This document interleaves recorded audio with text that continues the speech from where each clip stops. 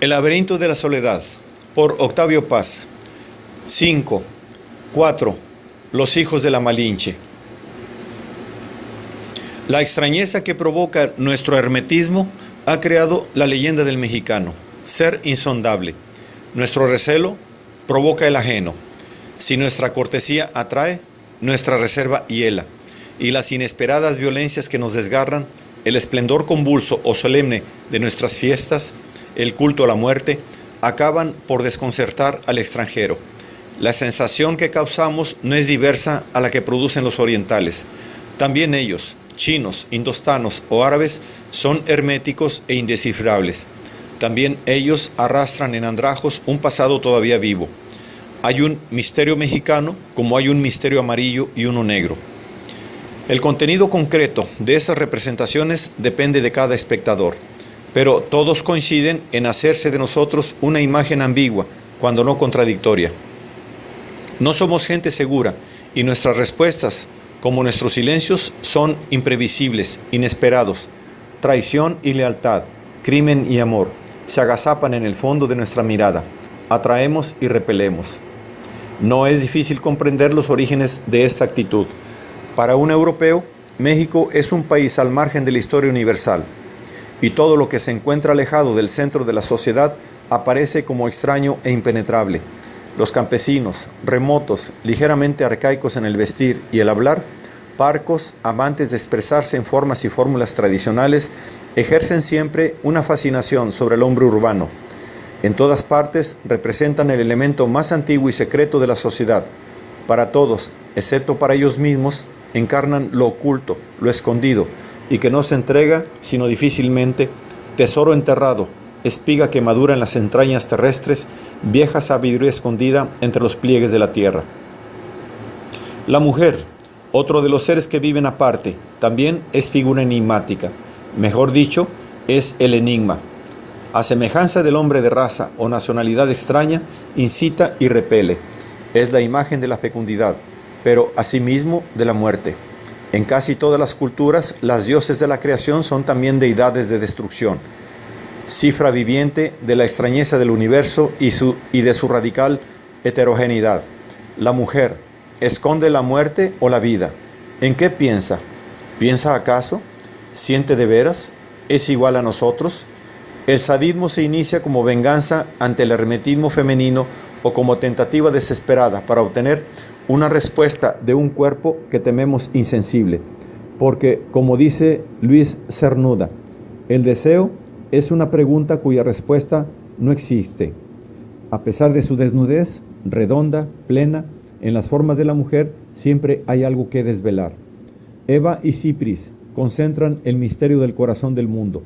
Para Rubén Darío, como para todos los grandes poetas, la mujer no es solamente un instrumento de conocimiento, sino el conocimiento mismo. El conocimiento que no poseeremos nunca, la suma de nuestra definitiva ignorancia, el misterio supremo. Es notable que nuestras representaciones de la clase obrera no estén teñidas de sentimientos parecidos, a pesar de que también vive alejada del centro de la sociedad, inclusive físicamente, recluida en barrios y ciudades especiales. Cuando un novelista contemporáneo introduce un personaje que simboliza la salud o la destrucción, la fertilidad o la muerte, no escoge, como podría esperarse, a un obrero, que encierra en su figura la muerte de la vieja sociedad y el nacimiento de otra. D.H. Lawrence, que es uno de los críticos más violentos y profundos del mundo moderno, describe en casi todas sus obras las virtudes que harían del hombre fragmentario de nuestros días un hombre de verdad, dueño de una visión total del mundo. Para encarnar esas virtudes, crea personajes de razas antiguas y no europeas, o inventa la figura de Melors, un guardabosque, un hijo de la tierra. Es posible que la infancia de Lawrence, transcurrida entre las minas de carbón inglesas, explique esta deliberada ausencia. Es sabido que detestaba a los obreros tanto como a los burgueses. Pero, ¿cómo explicar que en todas las grandes novelas revolucionarias tampoco aparezcan los proletarios como héroes, sino como fondo? En todas ellas, el héroe es siempre el aventurero, el intelectual o el revolucionario profesional. El hombre aparte, que ha renunciado a su clase, a su origen o a su patria. Herencia de romanticismo, sin duda, que hace del héroe un ser antisocial. Además, el obrero es demasiado reciente y se parece a sus señores. Todos son hijos de la máquina. El obrero moderno carece de individualidad. La clase es más fuerte que el individuo y la persona se disuelve en lo genérico, porque esa es la primera y más grave mutilación que sufre el hombre al convertirse en asalariado industrial. El capitalismo lo despoja de su naturaleza humana, lo que no ocurrió con el siervo, puesto que reduce todo su ser a fuerza de trabajo, transformándolo por este solo hecho en objeto. Y como a todos los objetos, en mercancía, en cosas susceptibles de compra y venta, el obrero pierde, bruscamente y por razón misma de su estado social, toda relación humana y concreta con el mundo. No son suyos los útiles que emplea, ni es suyo el fruto de su esfuerzo, ni siquiera lo ve. La realidad no es un obrero, puesto que no hace obras. En realidad no es un obrero, puesto que no hace obras o no tiene conciencia de lo que hace, perdido en un aspecto de la producción. Es un trabajador, nombre abstracto, que no designa una tarea determinada, sino una función. Así, no lo distingue de los otros hombres su obra, como acontece con el médico, el ingeniero o el carpintero. La abstracción que lo califica, el trabajo medido en tiempo, no lo separa, sino lo liga a otras abstracciones. De ahí su ausencia de misterio, de problematicidad, de transparencia, que no es diversa a la de cualquier instrumento. La complejidad de la sociedad contemporánea y la especialización que requiere el trabajo extienden la condición abstracta del obrero a otros grupos sociales. Vivimos en un mundo de técnicos, se dice. A pesar de las diferencias de salarios y de nivel de vida, la situación de estos técnicos no difiere esencialmente de la de los obreros. También son asalariados y tampoco tienen conciencia de la obra que realizan. El gobierno de los técnicos, ideal de la sociedad contemporánea, sería así el gobierno de los instrumentos. La función sustituiría al fin, el medio al creador. La sociedad marcharía con eficacia, pero sin rumbo, y la repetición del mismo gesto, distintiva de la máquina, llevaría a una forma desconocida de la inmovilidad, la del mecanismo que avanza de ninguna parte hacia ningún lado. Los regímenes totalitarios no han hecho sino extender y generalizar por medio de la fuerza o de la propaganda esta condición. Todos los hombres sometidos a su imperio la padecen. En cierto sentido se trata de una transposición a la esfera social y política de los sistemas económicos del capitalismo. La producción en masa se logra a través de la confección de piezas sueltas que luego se unen en talleres especiales. La propaganda y la acción política totalitaria, así como el terror y la represión, obedecen al mismo sistema. La propaganda difunde verdades incompletas, en serie y por piezas sueltas. Más tarde, esos fragmentos se organizan y se convierten en teorías políticas, verdades absolutas para las masas. El terror obedece al mismo principio. La persecución comienza contra grupos aislados, razas, clases, disidentes, sospechosos, hasta que gradualmente alcanza a todos. Al iniciarse, una parte del pueblo contempla con indiferencia el exterminio de otros grupos sociales o contribuye a su persecución, pues se exasperan los odios internos. Todos se vuelven cómplices y el sentimiento de culpa se extiende a toda la sociedad. El terror se generaliza. Ya no hay sino persecutores y perseguidos. El persecutor, por otra parte, se transforma muy fácilmente en perseguido. Basta una vuelta de la máquina política y nadie escapa a esta dialéctica feroz, ni los dirigentes. El mundo del terror, como el de la producción en serie, es un mundo de cosas, de útiles. De ahí la vanidad de la disputa sobre la validez histórica del terror moderno. Y los útiles nunca son misteriosos o enigmáticos, pues el misterio proviene de la indeterminación del ser o del objeto que lo contiene. Un anillo misterioso se desprende inmediatamente del género anillo, adquiere vida propia, deja de ser un objeto. En su forma yace, escondida, presta a saltar la sorpresa. El misterio es una fuerza o una virtud oculta que no nos obedece y que no sabemos a qué hora y cómo van a manifestarse. Pero los útiles no esconden nada, no nos preguntan nada y nada nos responden. Son inequívocos y transparentes, meras prolongaciones de nuestras manos. no poseen más vida que la que nuestra voluntad les otorga. Nos sirven, luego, gastados, viejos, los arrojamos sin pesar al cesto de la basura, al cementerio de automóviles, al campo de concentración.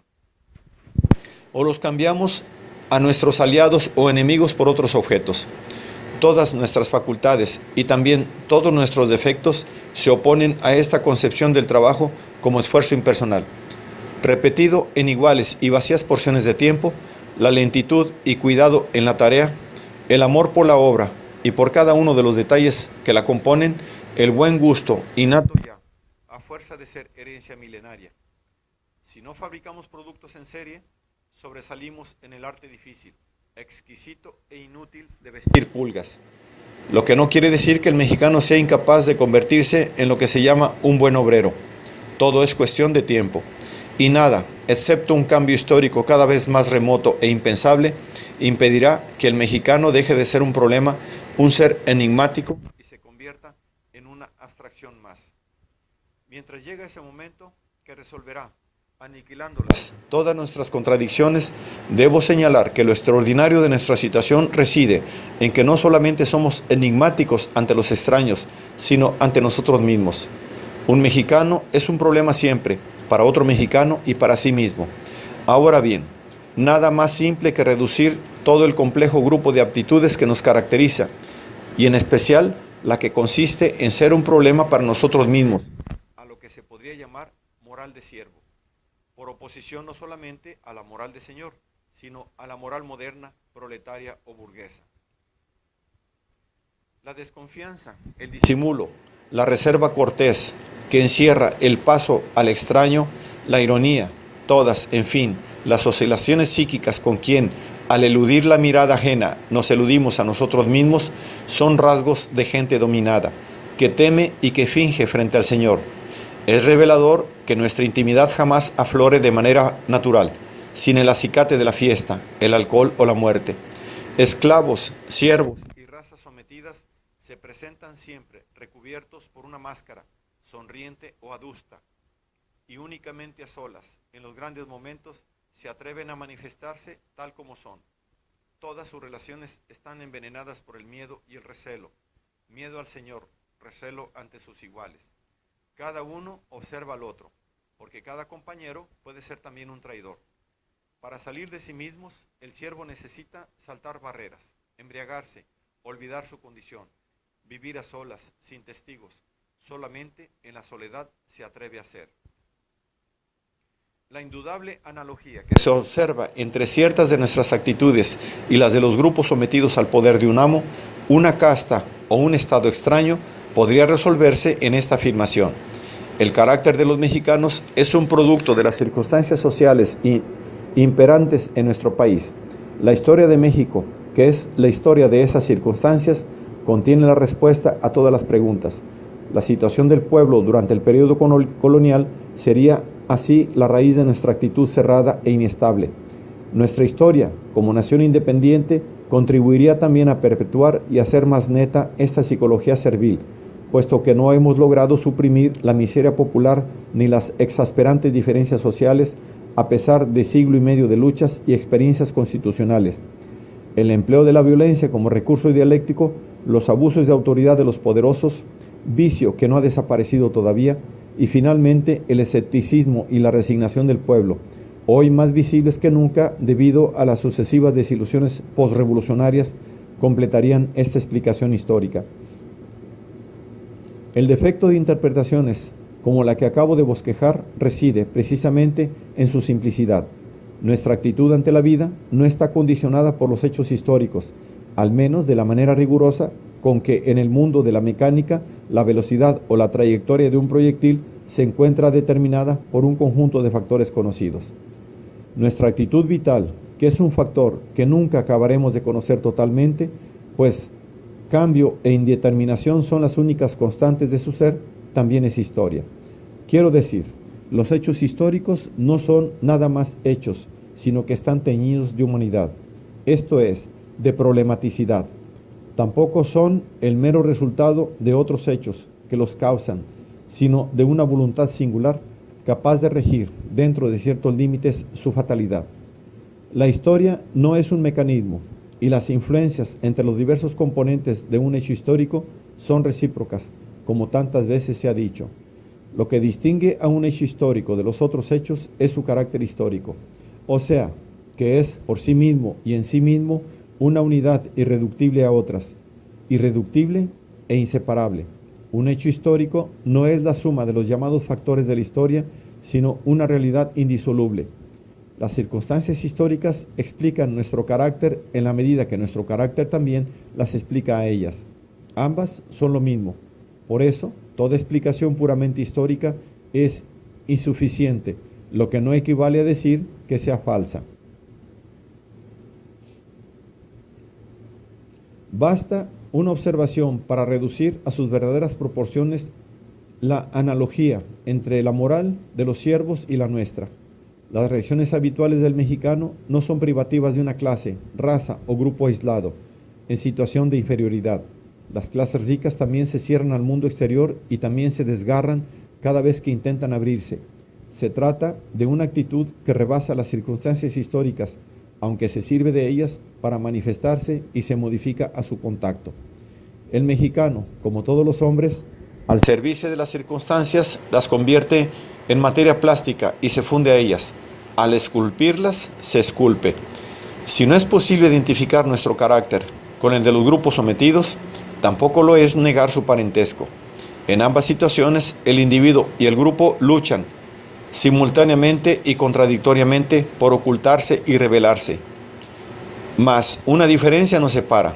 Siervos, criados o razas víctimas de un poder extraño cualquiera, los negros norteamericanos, por ejemplo, entablan un combate con una realidad concreta. Nosotros, en cambio, luchamos con entidades imaginarias, vestigios del pasado o fantasmas engendrados por nosotros mismos. Esos fantasmas y vestigios son reales, al menos para nosotros. Su realidad es de un orden sutil y atroz, porque es una realidad fantasmagórica. Son intocables e invencibles, ya que no están fuera de nosotros, sino en nosotros mismos. En la lucha que sostiene contra ellos nuestra voluntad de ser, cuentan con un aliado secreto y poderoso, nuestro miedo a ser, porque todo lo que es el mexicano actual, como se ha visto, puede reducirse a esto. El mexicano no quiere o no se atreve a ser el mismo. En muchos casos, estos fantasmas son vestigios de realidades pasadas. Se originaron en la conquista, en la colonia, en la independencia o en las guerras sostenidas contra yanquis y franceses. Otros reflejan nuestros problemas actuales, pero de una manera indirecta, escondiendo o disfrazando su verdadera naturaleza. Y no es extraordinario que, desaparecidas las causas, persistan los efectos y que los efectos oculten a las causas. En esta esfera es imposible escindir causas y efectos. En realidad, no hay causas y efectos, sino un complejo de reacciones y tendencias que se penetran mutuamente. La persistencia de ciertas actitudes y la libertad e independencia que asumen frente a las causas que las originaron conducen a estudiarlas en la carne viva del presente y no en los textos históricos. En suma, la historia podrá esclarecer el origen de muchos de nuestros fantasmas, pero no lo disipará. Solo nosotros podemos enfrentarnos a ellos. O dicho de otro modo, la historia nos ayuda a comprender ciertos rasgos de nuestro carácter, a condición de que seamos capaces de aislarlos y denunciarlos previamente. Nosotros somos los únicos que podemos contestar a las preguntas que nos hacen la realidad y nuestro propio ser.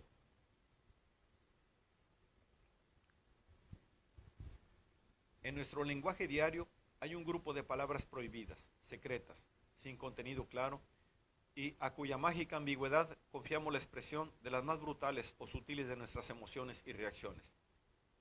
Palabras malditas, que solo pronunciamos en voz alta cuando no somos dueños de nosotros mismos. Confusamente reflejan nuestra intimidad. Las explosiones de nuestra vitalidad las iluminan y las depresiones de nuestro ánimo las oscurecen. Lenguaje sagrado, como el de los niños, la poesía y las sectas. Cada letra y cada sílaba están animadas de una vida doble, al mismo tiempo luminosa y oscura, que nos revela y oculta. Palabras que no dicen nada y dicen todo. Los adolescentes, cuando quieren presumir de hombres, las pronuncian con voz ronca. Las repiten las señoras, ya para significar su libertad de espíritu, ya para mostrar la verdad de sus sentimientos. Pues estas palabras son definitivas, categóricas, a pesar de su ambigüedad y de la facilidad con que varía su significado. Son las malas palabras, único lenguaje vivo en un mundo de vocablos anémicos, la poesía al alcance de todos. Cada país tiene la suya. En la nuestra, en sus breves y desgarradas, agresivas, chispeantes sílabas, parecidas a la momentánea luz que arroja el cuchillo cuando se le descarga contra un cuerpo opaco y oscuro, se condensan todos nuestros apetitos, nuestras iras, nuestros entusiasmos y los anhelos que pelean en nuestro fondo, inexpresados. Esa palabra es nuestro santo y seña. Por ella y en ella nos reconocemos entre extraños y a ella acudimos cada vez que aflora a nuestros labios la condición de nuestro ser. Conocerla, usarla, arrojándola al aire como un juguete vistoso o haciéndola vibrar como un arma afilada, es una manera de afirmar nuestra mexicanidad. Toda la angustiosa tensión que nos habita se expresa en una frase que nos viene a la boca cuando la cólera, la alegría o el entusiasmo nos llevan a exaltar nuestra condición de mexicanos. ¡Viva México, hijos de la chingada! Verdadero grito de guerra, cargado de una electricidad particular. Esta frase es un reto y una afirmación, un disparo dirigido contra un enemigo imaginario y una explosión en el aire. Nuevamente, con cierta patética y plástica fatalidad, se presenta la imagen del cohete que sube al cielo, se dispersa en chispas y cae oscuramente, o la del aullido en que terminan nuestras canciones y que poseen la misma ambigua resonancia, alegría rencorosa, desgarrada afirmación que se abre el pecho y se consume a sí misma. Con este grito, que es de rigor gritar cada 15 de septiembre, aniversario de la independencia, nos afirmamos y afirmamos a nuestra patria, frente, contra y a pesar de los demás. ¿Y quiénes son los demás? Los demás son los hijos de la chingada, los extranjeros, los malos mexicanos, nuestros enemigos, nuestros rivales, en todo caso, los otros. Esto es, todos aquellos que no son los que nosotros somos. Y en estos otros no se define, sino en cuantos hijos de una madre tan indeterminada y vaga como ellos mismos. ¿Quién es la chingada? Ante todo, es la madre. No una madre de carne y hueso, sino una figura mítica. La chingada es una de las representaciones mexicanas de la maternidad, como la Llorona o la sufrida madre mexicana, que festejamos el 10 de mayo. La chingada es la madre que ha sufrido, metafórica o realmente, la acción corrosiva e infamante implícita en el verbo que le da nombre. Vale la pena detenerse en el significado de esta voz. En la anarquía del lenguaje en la América Española, Darío Rubio examina el origen de esta palabra y enumera las significaciones que le prestan casi todos los pueblos hispanoamericanos. Es probable su procedencia azteca. Chingaste es Xinaxtli, semilla de hortaliza, o Xinastli, aguamiel fermentado.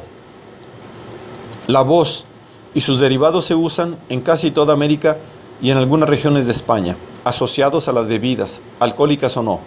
Chingaste son los residuos o heces que quedan en el vaso, en Guatemala y El Salvador. En Oaxaca llaman chingaritos a los restos del café. En todo México se llama chinguere o significativamente piquete al alcohol. En Chile, Perú y Ecuador, la chingada es la taberna, la chingana es la taberna. En España, chingar equivale a beber mucho, a embriagarse, y en Cuba, un chinguirito es un trago de alcohol. Chingar también implica la idea de fracaso. En Chile y Argentina se chinga un petardo cuando no revienta, se frustra o sale fallido. Y las empresas que fracasan, las fiestas que se aguan, las acciones que no llegan a su término, se chingan. En Colombia, chingarse es llevarse un chasco. En el Plata, un vestido desgarrado es un vestido chingado. En casi todas las partes, chingarse es salir burlado, fracasar. Chingar asimismo se emplea en algunas partes de Sudamérica como sinónimo de molestar, zaherir, burlar. Es un verbo agresivo, como puede verse por todas esas significaciones. Descolar a los animales, incitar o hurgar a los gallos, chunguear, chasquear, perjudicar, echar a perder, frustrar. En México, los significados de la palabra son innumerables. Es una voz mágica. Basta un cambio de tono, una inflexión apenas, para que el sentido varíe. Hay tantos matices como entonaciones, tantos significados como sentimientos. Se puede ser un chingón, un gran chingón, en los negocios, en la política, en el crimen, con las mujeres.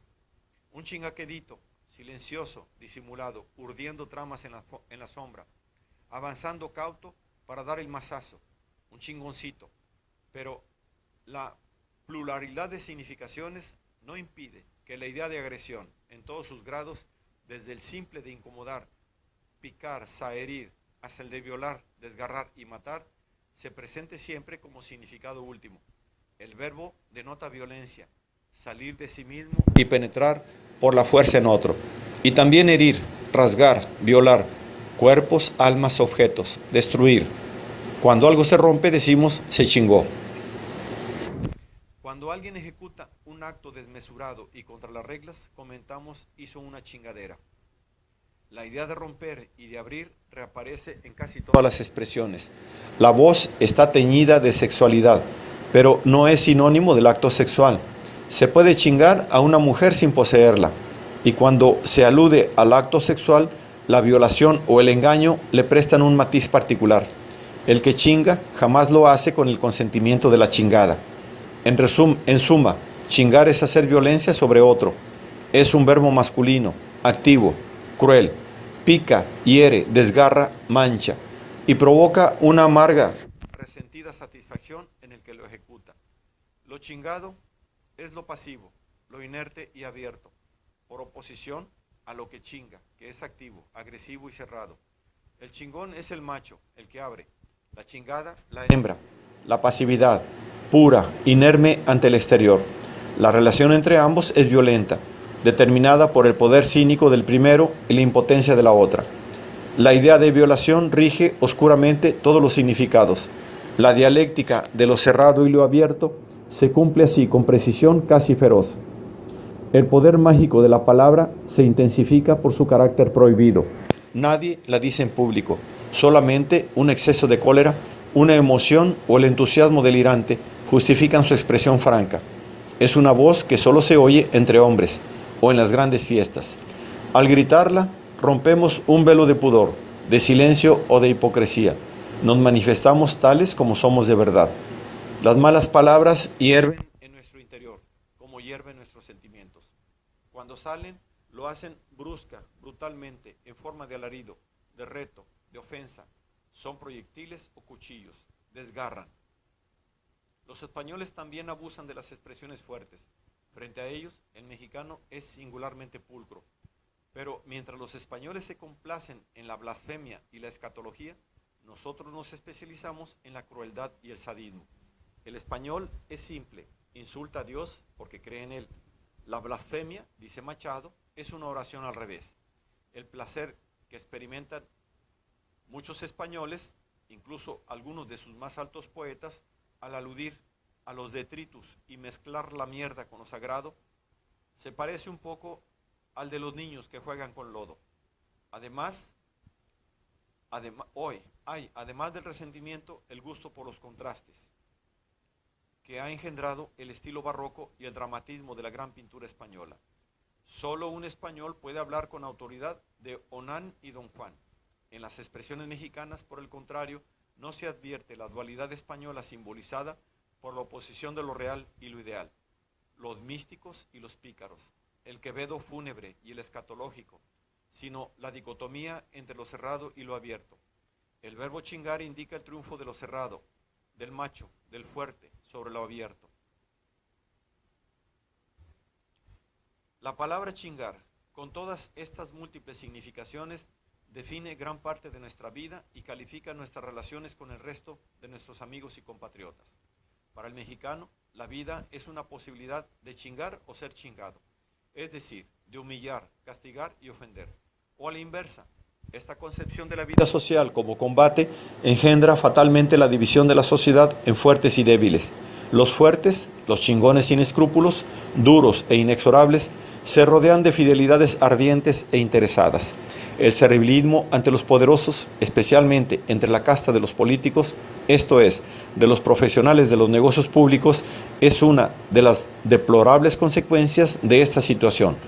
Otra, no menos degradante, es la adhesión a las personas y no a los principios. Con frecuencia, nuestros políticos confunden los negocios públicos con los privados. No importa, su riqueza o su influencia en la administración les permite sostener una mesnada que el pueblo llama muy atinadamente de lambiscones, de lamer. El verbo chingar, maligno, ágil y juguetón, como un animal de presa, engendra muchas expresiones que hacen de nuestro mundo una selva. Hay tigres en los negocios, águilas en las escuelas o en los presidios, leones con los amigos. El soborno se llama morder. Los burócratas roen sus huesos, los empleos públicos, y en el mundo de chingones, de relaciones duras, presididas por la violencia y el recelo, en el que nadie se abre ni se raja y todos quieren chingar, las ideas y el trabajo cuentan poco. Lo único que vale es la hombría, el valor personal, capaz de imponerse.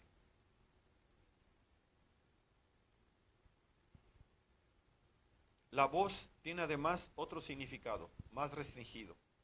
Cuando decimos, vete a la chingada, enviamos a nuestro interlocutor a un espacio lejano, vago e indeterminado, al país de las cosas rotas, gastadas, país gris, que no está en ninguna parte, inmenso y vacío, y no solo por simple asociación fonética lo comparamos a la China, que es también inmensa y remota.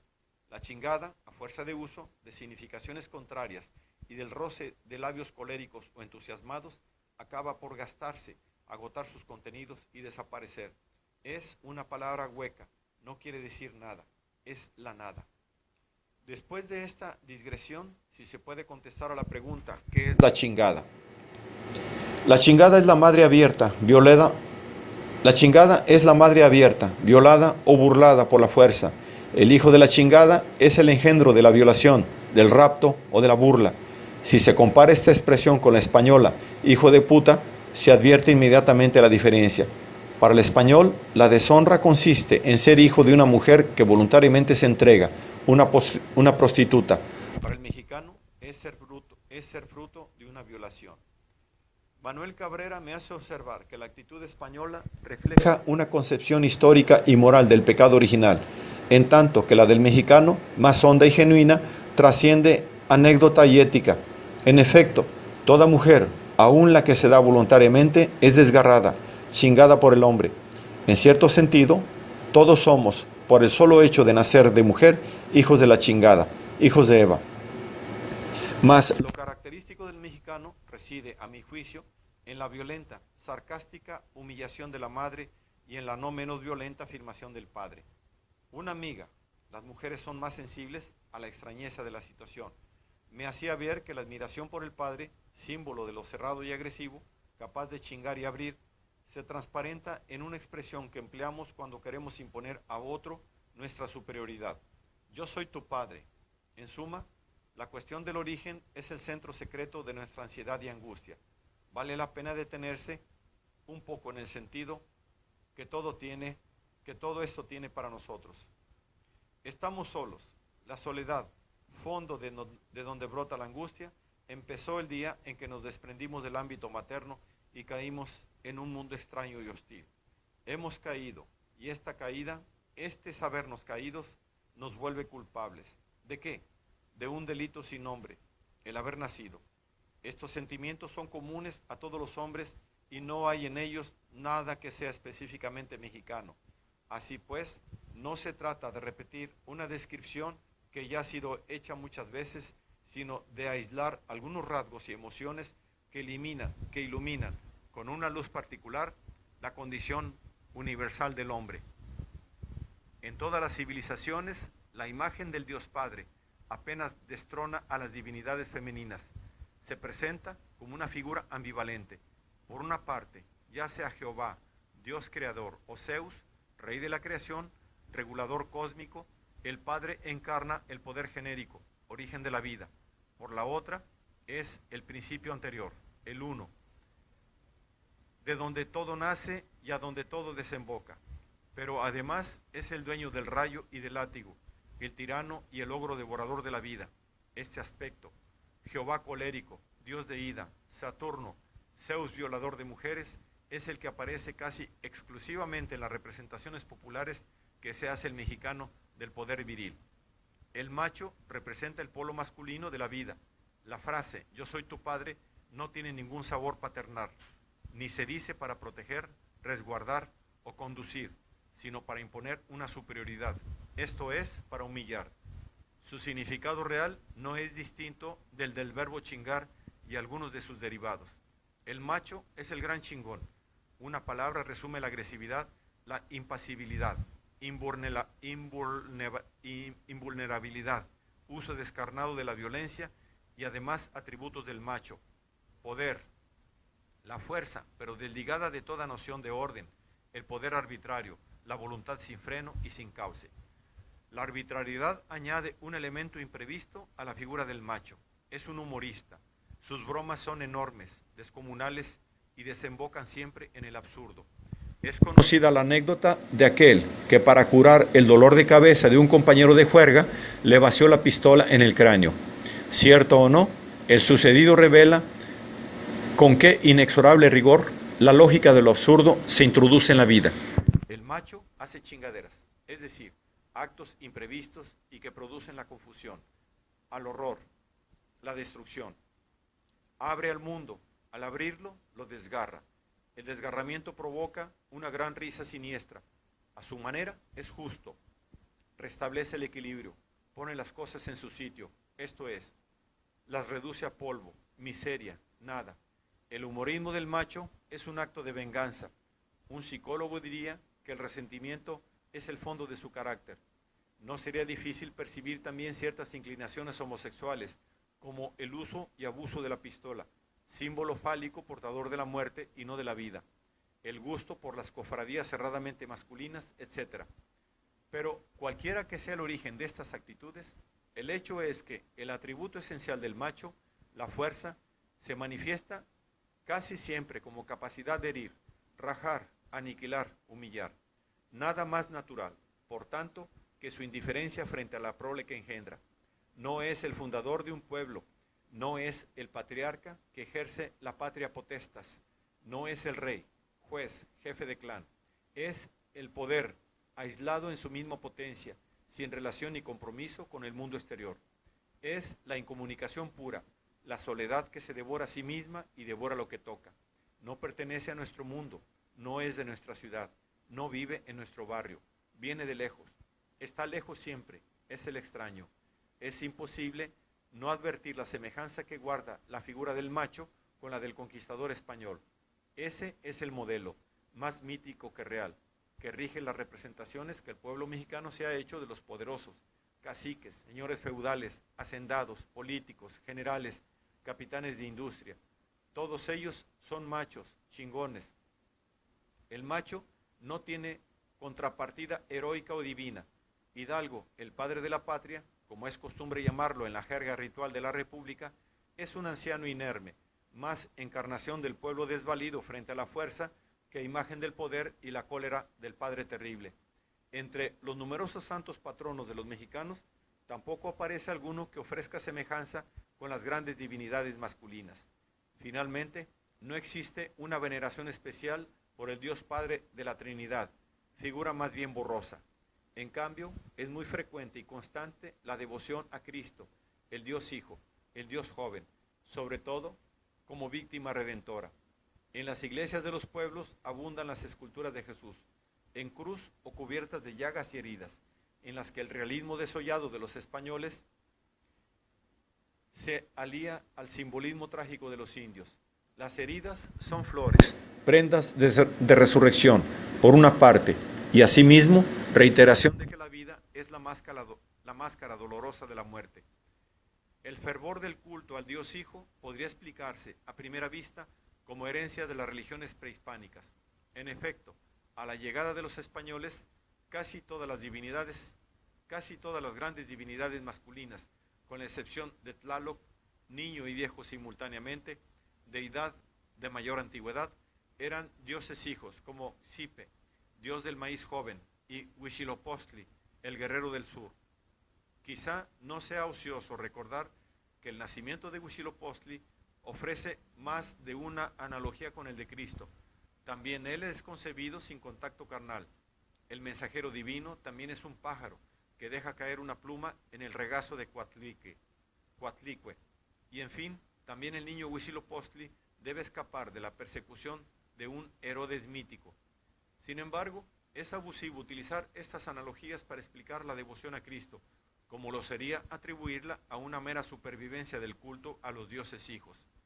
El mexicano venera al Cristo sangrante y humillado, golpeado por los soldados, condenado por los jueces, porque ve en él la imagen transfigurada de su propio destino, y esto mismo lo lleva a reconocerse en Cuauhtémoc, el joven emperador azteca destronado, torturado y asesinado por Cortés. Cuauhtémoc quiere decir águila que cae. El jefe mexica asciende al poder al iniciarse el sitio de México Tenochtitlán. Cuando los aztecas han sido abandonados sucesivamente por sus dioses, sus vasallos y sus aliados, asciende solo para caer, como un héroe mítico. Inclusive su relación con la mujer se ajusta al arquetipo de héroe joven, a un tiempo amante e hijo de la diosa.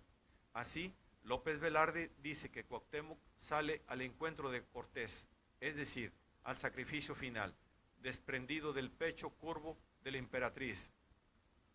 Es un guerrero, pero también un niño, solo que el ciclo heroico no se cierra. Héroe caído, aún espera su resurrección. No es sorprendente que para la mayoría de los mexicanos Cuauhtémoc sea el joven abuelo, el origen de México. La tumba del héroe es la cuna del pueblo. Tal es la dialéctica de los mitos, y Cuauhtémoc, antes que una figura histórica, es un mito. Y aquí interviene otro elemento decisivo, analogía que hace de esta historia un verdadero poema en busca de un desenlace. Se ignora el lugar de la tumba de Cuauhtémoc. El misterio del paradero de sus restos es una de nuestras obsesiones.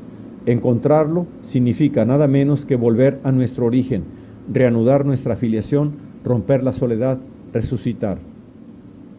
Si se interroga a la tercera figura de la tríada, la madre, escucharemos una respuesta doble. No es un secreto para nadie que el catolicismo mexicano se concentra en el culto a la Virgen de Guadalupe. En primer término, se trata de una Virgen india. Enseguida, el lugar de su aparición ante el indio Juan Diego es una colina que fue antes santuario dedicado a Tonantzin, nuestra madre, diosa de la fertilidad entre los aztecas. Como es sabido, la conquista coincide con el apogeo del culto a dos divinidades masculinas. Quetzalcóatl, el dios del autosacrificio, crea el mundo, según el mito, arrojándose a la hoguera en Teotihuacán, y Huitzilopochtli, el joven dios guerrero que sacrifica. La derrota de estos dioses, pues eso fue la conquista para el mundo indio, el fin de un siglo cósmico y la instauración de un nuevo reinado divino, produjo entre los fieles una suerte de regreso hacia las antiguas divinidades femeninas. Este fenómeno de vuelta a la entraña materna, bien conocido de los psicólogos, es sin duda una de las causas determinantes de la rápida popularidad del culto a la Virgen. Ahora bien, las deidades indias eran diosas de fecundidad, ligadas a los ritmos cósmicos, los procesos de vegetación y los ritos agrarios. La Virgen Católica es también una madre, Guadalupe Tonantzin, la llaman aún algunos peregrinos indios, pero su atributo principal no es velar por la fertilidad de la tierra, sino ser el refugio de los desamparados. La situación ha cambiado. No se trata ya de asegurar las cosechas, sino de encontrar un regazo. La Virgen es el consuelo de los pobres, el escudo de los débiles, el amparo de los oprimidos. En suma, es la madre de los huérfanos. Todos los hombres nacimos desheredados y nuestra condición verdadera es la orfandad. Pero esto es particularmente cierto para los indios y los pobres de México. El culto a la Virgen no solo refleja la condición general de los hombres, sino una situación histórica concreta, tanto en lo espiritual como en lo material. Y hay más. Madre universal, la Virgen es también la intermediaria, la mensajera entre el hombre desheredado y el poder desconocido, sin rostro, el extraño. Por contraposición a Guadalupe, que es la Madre Virgen, la chingada es la madre violada. Ni en ella, ni en la Virgen se encuentran rastros de los atributos negros de la gran diosa, lascivia de Amaterasu y Afrodita, crueldad de Artemisa y Astarte, magia funesta de Circe, amor por la sangre de Cali. Se trata de figuras pasivas. Guadalupe es la receptividad pura y los beneficios que produce son del mismo orden. Consuela, serena, aquieta, enjuga las lágrimas, calma las pasiones. La chingada es aún más pasiva. Su pasividad es abyecta, no ofrece resistencia a la violencia. Es un montón inerte de sangre, huesos y polvo. Su mancha es constitucional y reside, según se ha dicho más arriba, en su sexo. Esta pasividad abierta al exterior la lleva a perder su identidad. Es la chingada. Pierde su nombre. No es nadie ya. Se confunde con la nada. Es la nada. Y sin embargo, es la atroz encarnación de la condición femenina. Si la chingada es una representación de la madre violada, no me parece forzado asociarla a la conquista, que fue también una violación, no solamente en el sentido histórico, sino en la carne misma de las Indias. El símbolo de entrega es doña Malinche, la amante de Cortés. Es verdad que ella se da voluntariamente al conquistador, pero éste, apenas deja de serle útil, la olvida. Doña Marina se ha convertido en una figura que representa a las Indias, fascinadas, violadas o seducidas por los españoles. Y del mismo modo que el niño no perdona a su madre que lo abandone para ir en busca de su padre, el pueblo mexicano no perdona su traición a la Malinche. Ella encarna lo abierto, lo chingado, frente a nuestros indios, estoicos, impasibles y cerrados. Cuauhtémoc y doña Marina son así dos símbolos antagónicos y complementarios. Y no es sorprendente el culto que todos profesamos al joven emperador, único héroe a la altura del arte, imagen del hijo sacrificado. Tampoco es extraña la maldición que pesa contra la Malinche.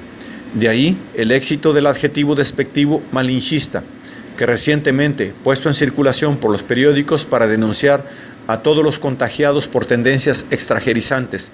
Los malinchistas son los partidarios de que México se abra al exterior, los verdaderos hijos de la Malinche, que es la chingada en persona. De nuevo aparece lo cerrado por oposición a lo abierto. Nuestro grito es una expresión de la voluntad mexicana de vivir cerrados al exterior, sí, pero sobre todo cerrados frente al pasado. En ese grito condenamos nuestro origen y renegamos de nuestro hibridismo. La extraña permanencia de Cortés y de la Malinche en la imaginación y en la sensibilidad de los mexicanos actuales revela que son algo más que figuras históricas, son símbolos de un conflicto secreto que aún no hemos resuelto. Al repudiar a la Malinche, Eva mexicana, según la representa José Clemente Orozco en su mural de la Escuela Nacional Preparatoria, el mexicano rompe sus ligas con el pasado, reniega de su origen y se adentra solo en la vida histórica. El mexicano condena en bloque toda su tradición, que es un conjunto de gestos, actitudes y tendencias en el que ya es difícil distinguir lo español de lo indio. Por eso, la tesis hispanista que nos hace descender de Cortés, con exclusión de la Malinche, es el patrimonio de unos cuantos extravagantes, que ni siquiera son blancos puros. Y otro tanto se puede decir de la propaganda indigenista, que también está sostenida por criollos y mestizos maniáticos, sin que jamás los indios le hayan prestado atención. El mexicano no quiere ser ni indio ni español, tampoco quiere descender de ellos, los niega, y no se afirma en tanto que mestizo, sino como abstracción. Es un hombre, se vuelve hijo de la nada, él empieza en sí mismo. Esta actitud no se manifiesta nada más en nuestra vida diaria, sino en el curso de nuestra historia, que en ciertos momentos ha sido encarnizada voluntad de desarraigo. Es pasmoso que un país con un pasado tan vivo, profundamente tradicional, atado a sus raíces, rico en antigüedad legendaria, si pobre en historia moderna, solo se conciba como negación de su origen. Nuestro grito popular nos desnuda y revela cuál es esa llaga que alternativamente mostramos o escondemos, pero no nos indica cuáles fueron las causas de esa separación y negación de la madre, ni cuándo se realizó la ruptura. A reserva de examinar más detenidamente el problema, puede adelantarse que la reforma liberal de mediados del siglo pasado parece ser el momento en que el mexicano se decide a romper con su tradición, que es una manera de romper con uno mismo. Si la independencia corta los lazos políticos que nos unían a España, la reforma niega que la nación mexicana, en tanto que proyecto histórico, continúe la tradición colonial. Juárez y su generación fundan un Estado cuyos ideales son distintos a los que animaban a Nueva España o a las sociedades precortesianas. El Estado mexicano proclama una concepción universal y abstracta del hombre. La República no está compuesta por criollos, indios y mestizos, como con gran amor por los matices y respeto por la naturaleza heteróclita del mundo colonial especificaban las leyes de Indias, sino por hombres a secas y a solas. La reforma es la gran ruptura con la madre. Esta separación era un acto fatal y necesario, porque toda vida verdaderamente autónoma se inicia como ruptura con la familia y el pasado. Pero nos duele todavía esa separación. Aún respiramos por la herida. De ahí que el sentimiento de orfandad sea el fondo constante de nuestras tentativas políticas y de nuestros conflictos íntimos. México está tan solo como cada uno de sus hijos. El mexicano y la mexicanidad se definen como ruptura y negación, y, asimismo, como búsqueda, como voluntad por trascender ese estado de exilio. En suma, como viva conciencia de la soledad histórica y personal. La historia, que no nos podía decir nada sobre la naturaleza de nuestros sentimientos y de nuestros conflictos, sí nos puede mostrar ahora cómo se realizó la ruptura y cuáles han sido nuestras tentativas para trascender la soledad.